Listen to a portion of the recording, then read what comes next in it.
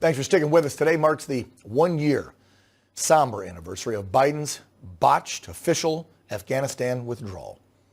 It was 1 year ago today. We saw that iconic image of the last U.S. soldier, General Christopher Donahue, step onto a C-17, final military flight, officially to take off from Kabul as military operations came to an end of a 21-year-long, hard, deadly war. A war that ended tragically just days before with the death of 13 troops. Billions military equipment left behind. The country and all that gear now in the hands of the Taliban. Thank you, Joe Biden. So my question is, we've been talking about it now for over a week. Where's the mainstream media been this past week? Why haven't they been covering it wall to wall? Could you imagine if President Trump had handled the exit like this? What would the mainstream media have done? They'd have crucified him daily in their headlines. But not Sleepy Joe. They act like it never even happened. As I said, Biden's terribly executed Afghan withdrawal ended just days before the 30th, of course, with those 13 brave service members being killed. A military stain forever on this country and Biden's presidency. But again, don't tell the mainstream media, because they're pretty much just fine helping Joe, and I guess Americans forget it, like it never happened. One reporter remembered, though, earlier this week and was brave enough to ask Joe, hey, did you take the time to call any of the family members of the 13 fallen? Mr. President, have you spoken to any of the family members of the 13 soldiers who died last year in Afghanistan? Not today, but I have spoken in the past. Well, they probably don't even want to hear from you, Joe. Joining us now to mark this somber anniversary, he has nearly 30 years of military service, 7 in command. Oh, by the way, 4 deployments to Afghanistan. Retired U.S. Army Lieutenant Colonel and Black Hawk Squadron leader, who's now the executive director and co-founder of Restore Liberty. I want to welcome back to the program, Colonel Darin Gaub. Darin, a year later, I'm waiting for, I'm sorry we messed up. Please forgive us. Our hearts and thoughts and everything goes out to the fallen family member. Nothing. I don't see the media talking about it. Joe sure doesn't want to talk about it. But by golly, we're going to continue to talk about it on this program. So looking back a year later, just your thoughts, how we exited, the tragic death, the coverage of the whole thing. Yeah, Dan, well, thanks for having me. I guess it's interesting that you started out with that picture of General Donahue getting onto that C-17, because that's just an example of a lot of the different things that went on around this conflict. And first of all, of course, is he was not the last person from the military to leave the ground in Kabul.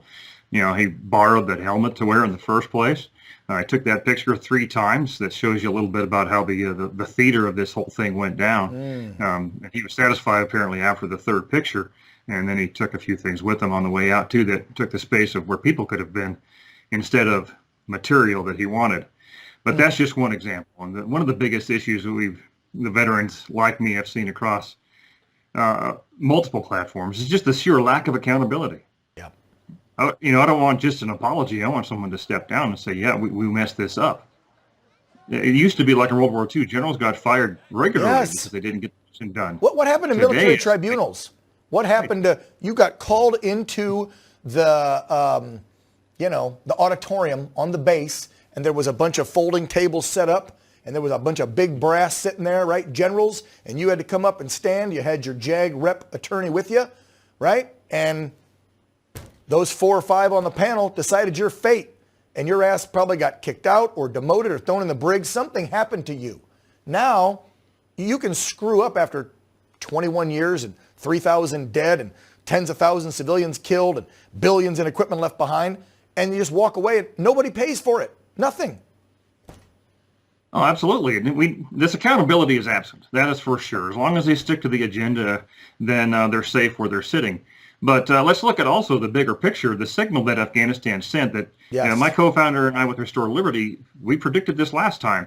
When this occurred, we said that there was going to be some specific things happening. And it happened. Russia invaded Ukraine. China's making noise against Taiwan. You've seen in a large part, a big chunk of the world's on fire in places like Iran, Iraq, Yemen, Middle Syria. East. Yep. Look at everybody Israel that floats in watching. there. Yeah.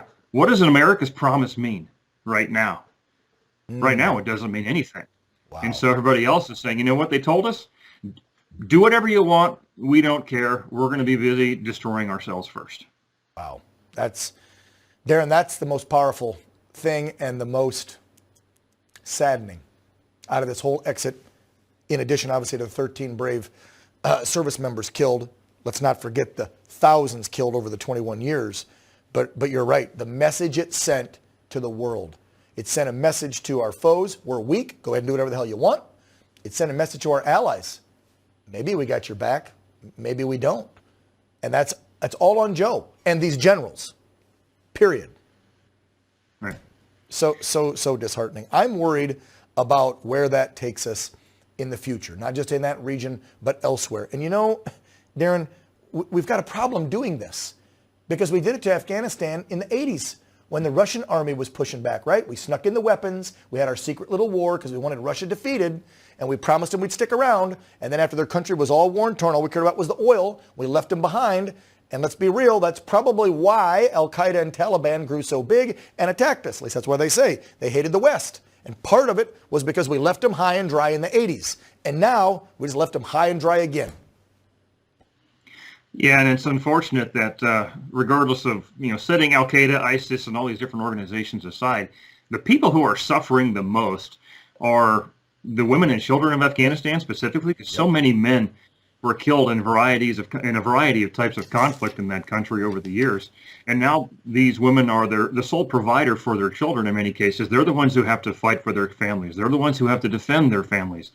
And there's nobody else to do it. And we're going into winter again when wood fires are important for water and food.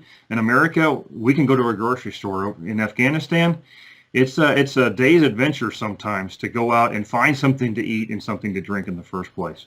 So let's not forget that the promises that we fail to keep have consequences that are steep for many. And we don't want to be world police, but we need to be dealing from a position of strength like Reagan talked about. Yes. And then leave the world wondering what we could do. And restraint is something that we always exercise, but we always had the capability. But now our own military is under the friendly fire of its own chain of command. And I see it every day. Sad state of affairs. And what a stain on this nation after that exit as we look back 1 year ago today. Retired Lieutenant Colonel Darin Gaub, thank you so much for just speaking out, speaking up, being honest, and thank you for all those years of dedicated service. If you want to check out his new mission in life, there it is. It's restoreliberty.org. Darin, God bless you. Take care, sir. All right. Thanks you, Dan. Have a good day. Yep, you too.